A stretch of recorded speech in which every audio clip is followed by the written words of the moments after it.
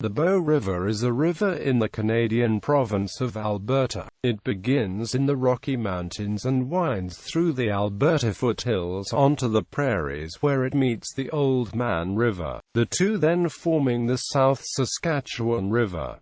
These waters ultimately flow through the Nelson River into Hudson Bay. The Bow River runs through the city of Calgary, taking in the Elbow River at the historic site of Fort Calgary near downtown. The Bow River pathway, developed along the river's banks, is considered a part of Calgary's self-image. First Nations peoples made varied use of the river for sustenance before settlers of European origin arrived, such as using its valleys in the buffalo hunt. The name Bow refers to the reeds that grew along its banks and were used by the local First Nations peoples to make bows. The pagan name for the river is Macban, meaning river where bow reeds grow. The river is an important source of water for irrigation and drinking water. Between the years 1910 and 1960, the Bow River and its tributaries were engineered to provide hydroelectric power, primarily for Calgary's use. This significantly altered the river's flow and certain ecosystems. Course. The river's source is from the Bow Glacier, which is part of the Wapta icefield. The outflow from this source flows into Bow Lake in the Canadian Rockies. It flows south to the village of Lake Louise, then turns east and flows through the town of Banff, then through Cantmore. The Ghost Lake Reservoir is formed upstream from the town of Cochrane. The Bow then flows eastward to the city of Calgary. It continues on to form the South Saskatchewan River when the Bow joins with the Oldman River, near Grassy Lake in southern Alberta. Its waters are further shed in the Hudson Bay through the Saskatchewan River, Lake Winnipeg, and Nelson River. Communities along the Bow include Lake Louise, Banff, Cantmore, Cochrane, Calgary, and Arrowwood. The Bow Falls are on the river's course, near Banff. The Bow River has a total length of 587 kilometers and a drainage area of 26,200 square kilometers. History. First Nations. The fur trader James Gardy and the Hudson's Bay Company explorer David Thompson are traditionally considered to be the first people of European origin to discover the Bow River. They camped along the Bow with a group of Piakani during the 1787–88 winter. Before they arrived, First Nations populations had lived in the Bow region for thousands of years. Among them were the Nakota, Tsuut'ina, and the Blackfoot Confederacy, consisting of the Kainai, Piikani, and Siksika peoples. The Kootenai had migrated westwards, possibly in the early 18th century, but still occasionally ventured into the Bow region to hunt bison. First Nations used the river's valleys for the buffalo hunt, in which herds of buffalo were driven over cliffs or into valleys where they could be killed more easily with bows and arrows. Of all the First Nations groups that lived in the Bow River area, only the Nakota fished the river regularly, while other groups likely caught fish during harder times. They primarily hunted buffalo during the summer season when fishing would have been most plentiful. The river's water naturally attracted game, which supplemented the areas used for First Nations diets. The river's game, its local sources for firewood, and its valley's shelter made the river a common camp location for First Nations during the prairie winters. The danger of crossing the river meant it was a natural boundary for First Nations. Thus, the two main fords of the lower Bow River, Blackfoot Crossing and a ford near the Bow's convergence with the Elbow River, became important gathering points for southern Alberta's First Nations to exchange goods and celebrate festivities. Blackfoot Crossing was used by the Siksika as a winter campsite and is today a part of the reserve. Fur traders began to move to the Bow River region following Thompson's expedition, but the river was not used extensively in the fur trade. First Nations, already weakened by declining buffalo numbers and disease, were further devastated with the introduction of the whiskey trade when Fort Whoop-Up was established in 1869.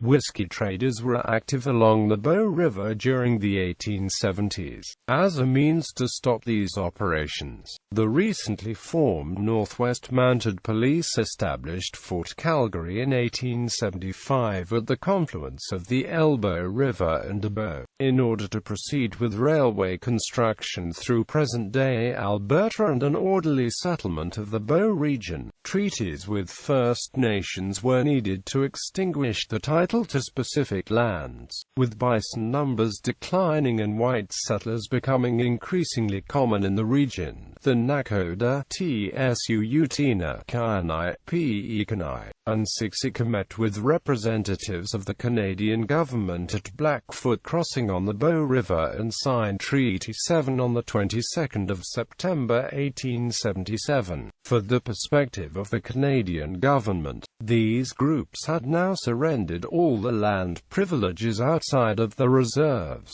The reserves of the Nakota, Tsuut'ina, and Siksika were established along the Bow River. Calgary was growing rapidly after 1900. Pressure emerged for the city to receive cheaper power from hydroelectric sources. William Maxwell Aitken, later with R.B. Bennett, formed Calgary Power Company in 1910. That year, on property purchased from the Nakota, Calgary Power began constructing Alberta's first significant hydroelectric plant, Horseshoe Dam. There were problems for Calgary Power before this dam had even been completed in 1911. The Bow River originates from a northern mountain, and its flow varies considerably depending upon the amount and location of winter snowfalls. A comprehensive study of the Bow's flow measurements had not been conducted. In its operations, Calgary Power relied upon estimates of the river's minimum flow during winter conditions. Thus, despite the amount of energy the company had contracted, it could not reliably fulfill these obligations during winters. With capital already invested in Horseshoe, Calgary Power opened another hydroelectric plant and reservoir 2 years later on the Bow's tributary, Pekananaskis River. A reservoir was also created within Banff National Park in 1912 at Lake Minnewanka. Despite this additional reservoir and both plants, Calgary Power still struggled to fulfill its power contracts during winter months. The company began planning new projects to control the Bow River in the 1920s. The Bow River's hydroelectric development both conforms and contrasts with elements of conservationist ideology in the United States during this era. This ideology espoused that rational and planned resource development guided by technicians should benefit the greatest number of people possible. In this light, rivers could be seen as a series of interdependent parts, and engineering all of them could give technicians control over the system as a whole for the benefit of society. Admitting the failure to plan effectively, Calgary Power stated in this process, Calgary Power ultimately fulfilled conservationist ideology as it increasingly brought the Bow River's interdependent sectors, and thus it as a whole, under control, while failing to embody conservationist ideals of rationally developing the Bow initially. Also in line with conservationism, bureaucrats allowing the construction of the Minnewanka reservoir espoused that the nation's development as a whole superseded the need to protect a small part of Banff National Park's nature.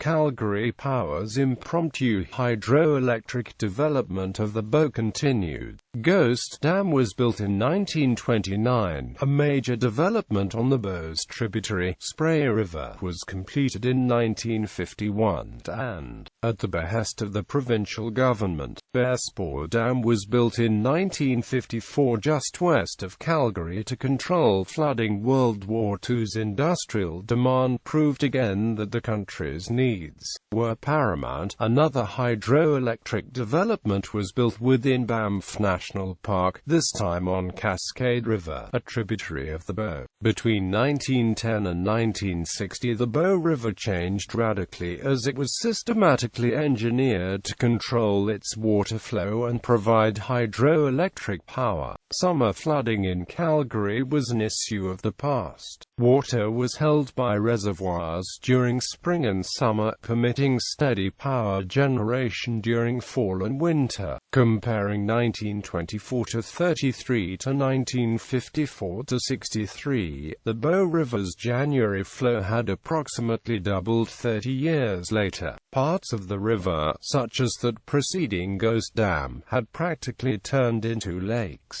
These developments had ecological effects, too. For example, reservoirs allowed certain fish species, such as the brown trout, to outcompete others, while other species virtually disappeared. Environmentalism. The Bow River's south bank in Calgary was a generally derelict commercial zone by the 1950s. The Calgary Local Council of Women was the most vocal advocate for turning this area into a park system as a part of a broader campaign for improved public and social services. Calgary City Council agreed to the idea in 1955, but by 1959 little progress had been made to fund the project. To accommodate increasing traffic flow through the growing city, the Canadian Pacific Railway and the city began negotiating a CPR reroute that would follow the south bank of the Bow River, turning it into a parkway and the CPR's rail main line. Among the plan's critics was the local Council of Women, reminding the city of its 1955 promise for a river park. After negotiations between the CPR and Calgary ended in failure in 1964, urban elites, such as golf clubs, increasingly endorsed the local Council of Women's idea for a park system. Park advocates defined the Bow River within Calgary as the city's nature. It was something to be protected for and enjoyed by the public. However, as progress was made in the park's creation, this environmental view of the Bow's nature proved selective. For example, trees were not to be cut down, but landscaping to accommodate cyclists was endorsed. In short, the river was valued above all when it suited human goals. Calgary eventually developed an extensive plan for the Bow River's park system, and it is considered an important element of Calgary's self-image. Today, the grassroots advocacy done by the local Council of Women denotes emerging environmental sensibilities that are representative of larger trends occurring in North America during this time frame, which Samuel Hayes associated with the emergence of an advanced consumer society. Unlike the pre-World War II elitist ideology of conservationist production, this emergent approach in North America was of grassroots consumers democratically engaging in environmental issues, and there was often tension between the public and managers of the environment. These attitudes, which valued the Bow's nature insofar as it suited human goals, were again exemplified in the events unfolding after an Alberta environment official discovered a toxic blob in the Bow in October 1989, originating from an abandoned wood-preserving plant on the Bow River's bank. The blob in the river had released a carcinogenic plume that stretched over 250 kilometers downstream. Its discovery caused alarm in the media and amongst those living along the Bow River. As a result, Alberta's Premier, Ralph Klein, established the Bow River Water Quality Council as a provincial advisory body. The council was to promote awareness of the river's water quality and try to improve it through fact-finding and aiding interinstitutional coordination. It was composed of representatives from diverse interests such as First Nations, agriculture, and municipalities.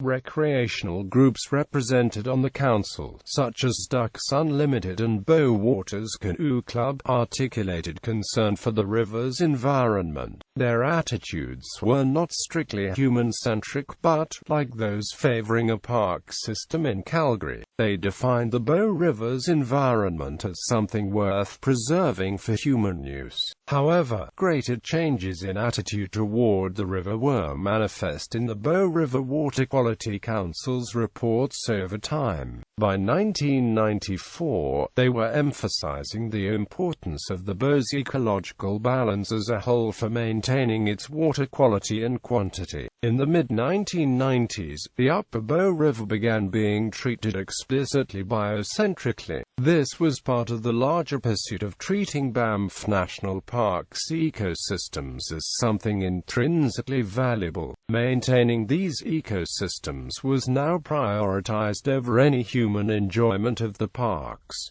2013 floods. In June 2013, southern Alberta experienced heavy rainfall that triggered catastrophic flooding throughout much of the southern half of the province along the Bow, Elbow, Highwood and Oldman Rivers and tributaries. A dozen municipalities declared local states of emergency on June 20 as water levels rose and numerous communities were placed under evacuation orders. Banff designation as a national park. In 1887, the Canadian Parliament, under the urging of the Canadian Pacific Railway Vice President, William Van Horn, and the federal land agent, William Pierce, created Rocky Mountain Park, later to become known as Banff National Park. Originally only 647 square kilometers, the park was Canada's first national park and included the Bow River. Eventually the park grew to include the Bow Glacier, an outflow of the Wapta ice field and the supplier of the water for the Bow River. The designation of Banff as a national park marked a turning point in the public's perception of the Bow River. The river was now viewed as something that not only had an industrial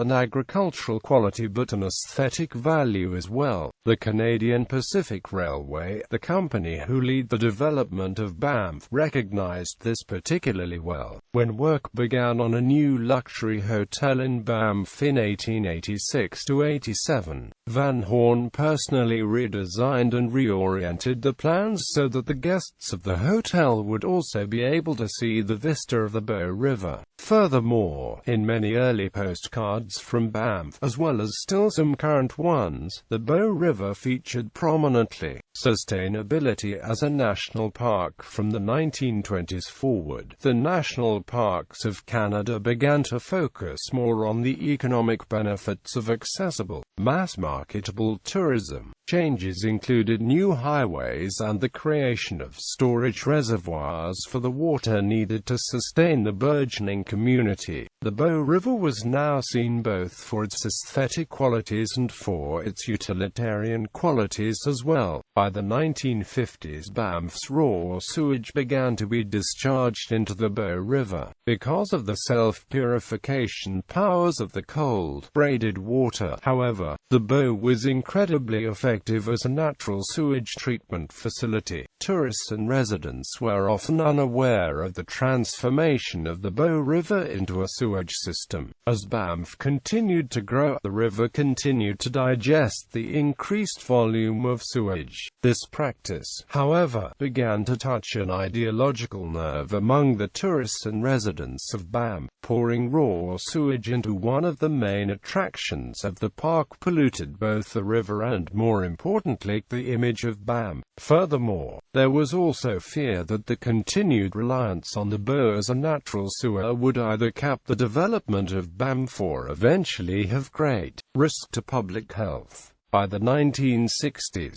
the practice of using the Bow as a sewage treatment facility ceased and the town built a modern facility. The river's aesthetic qualities were demonstrated to be the primary concern of any development within the borders of a national park. Irrigation and development. The Bow River supplies the water for 3 irrigation districts in southern Alberta, the Eastern, Western, and Bow River irrigation districts. Eastern Irrigation District. The Eastern Irrigation District, headquartered in Brooks, Alberta, was originally part of land that the federal government granted the Canadian Pacific Railway in lieu of a portion of the payment for the construction of the railway. In 1929, the CPR split the property into 2 parts and divested itself of both sections. In 1935, a delegation of irrigation farmers took control of the eastern section and established the diverting its water at the Bassano and Newell dams, is the largest private landowner in Alberta. Recently, the Eid began promoting the recreational possibilities that have developed alongside the district's irrigation development. The Eid currently owns and operates the Rolling Hills Reservoir Campground. In 1951, the province of Alberta also established Kinbrook Island Provincial Park on the eastern bank of the Newell Reservoir, which has also been stocked with native species of fish. Western Irrigation District. The Western Irrigation District, headquartered in Strathmore, Alberta, was the second half of the land divested by the CPR. The WID was established in 1944. The water of the WID, diverted at the Calgary Weir, is not only instrumental to southern Alberta agriculture but, unlike the other 2 districts, the support of Calgary's urban sprawl as well. It is able to supply both agricultural and urban needs since the WID has higher levels of rainfall than the other 2 districts, and it is the receptacle for much of Calgary's stormwater.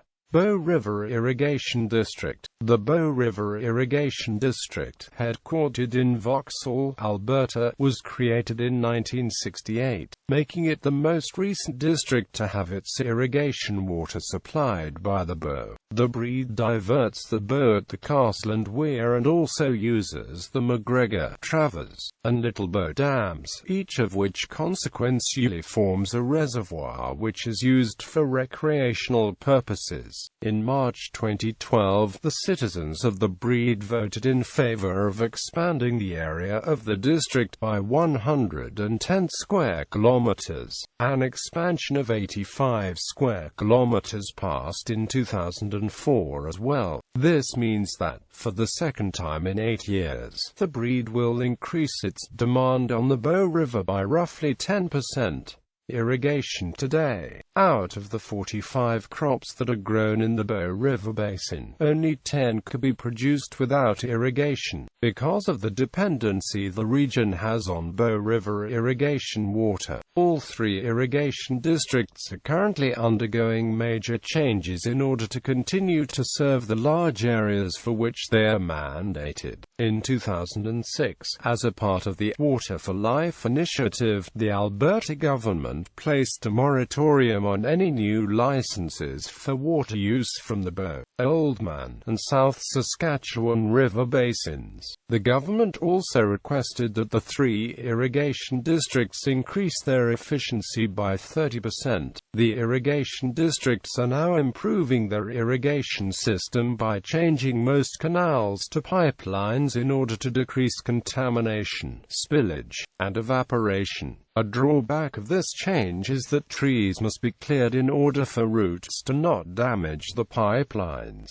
Furthermore, in 1987 the Eden Association with the Alberta Fish and Wildlife Division and Ducks Unlimited Canada established a partnership to create additional wildlife habitat within the Eastern Irrigation District's boundaries. This again demonstrated the EID's encouragement of the development of wildlife in order to facilitate the growth of its tourist sector. Hunting and fishing are now promoted on the EID's website. Recreation. The Bow River provides habitat for wildlife and many opportunities for recreation such as fishing and boating. Both fly fishermen and spinner fishermen share the river in all 4 seasons of the year. Serious anglers from all over the world visit the Bow River for its thriving population of brown trout and rainbow trout. The Bow River holds a resident population of rainbow and brown trout that has one of the best growth rates to be found on any river system in the world today. A trout that is 4 to 5 years old will be around 53 centimeters long, and the Bow River holds many fish that are this size or larger. This is why many anglers from all over the world choose the Bow River to fish year after year. Mainly the river is fished south of the city of Calgary, past where the water treatment sites dump into the river, for that is where the nutrients are higher. Outdoor adventurers use primarily 3 types of boats to enjoy the river: the inflatable boat, the john boat and the canoe. There are several spots located on the river to launch watercraft, including Graves Landing, Highway 22X Bridge, Policeman's Flats and McKinnon Flats. The Bow River Pathway is developed on both banks of the river throughout the city of Calgary and is used for cycling, hiking, jogging, as well as rollerblading and skateboarding. Recreation and industrial development. The recreation and tourism sector of the Bow developed closely alongside the river's water irrigation projects. Projects such as the McGregor, Chestermere, and Ghost dams were originally built for either agricultural or electrical purposes but are also important for the recreational facilities they offer. Since the construction, the dams along the Bow River have played a central role in the development of the adjacent communities. 2 key examples that demonstrate the connection of recreation and tourism with irrigation of the Chestermere and Bassano dams. Following the construction of the Chestermere Dam in 1907, housing developments began to occur around the neighboring lake, and in 1992, because of these developments, Chestermere was declared a town. Similarity, after a 3-year refurbishing project ending in 1987, the town of Bassano, about 8 kilometers northeast of the dam, began advertising the Bassano Dam as a tourist attraction for the town. At this point, the Bassano Dam now also started offering group tours, fishing and picnic areas, and a scenic viewpoint. Communities have also recently begun to appear around Ghost Dam as well. Calgary's Weir Project. In 1904, the Bow River Weir was constructed close to Calgary's downtown core in order to divert water into the Western Irrigation District. Since its construction, a side effect of the weir had been that it created a circulating wave with a lethal and powerful undertow immediately downstream of it. Because rafting, canoeing, and kayaking down the Bow River are such popular summer activities, there had been many fatalities. Furthermore, because fish were not able to pass through the structure, they too became trapped in the circulating wave, and a dense, unnatural concentration of pelicans congregated immediately following the weir. In order to combat the circulating wave and undertow, in August 2007 the province of Alberta, through the Alberta Lottery Fund, in conjunction with the Calgary Foundation and the City of Calgary, began construction of the Bow River Weir paddle around, named the Harvey Passage. The passage allowed for the wave to be dispersed over a set of several smaller rapids while still supplying water to its irrigation district. Altogether, the paddle around cost $18 million and was completed in the spring of 2012. In June 2013, just a year after the project was completed, Calgary was hit with an epic 100-year flood and all of the Harvey Passage work was destroyed. Since that flood, the passage has been closed to the public in a safety boom ahead of the rapids reinstall. Returning flood-ravaged Harvey Passage to its short-lived status as a world-class water playground will cost the province millions and keep it closed until at least 2018. It is estimated that rebuilding the Harvey Passage to the original intent of the project would cost an estimated $23.40 million. Ecology. An invasive species known as Didymusphenia geminata, a type of algae, is threatening the stocked exotic invasive brown trout stocks. Tributaries. Many lakes, glacial and artificial, are found in the Bow Valley. Bow Lake, Hector Lake, Vermilion Lakes, Gap Lake, Lac des Arcs, and Gust Lake on the upper course, and a few man-made reservoirs along the lower course. Gallery.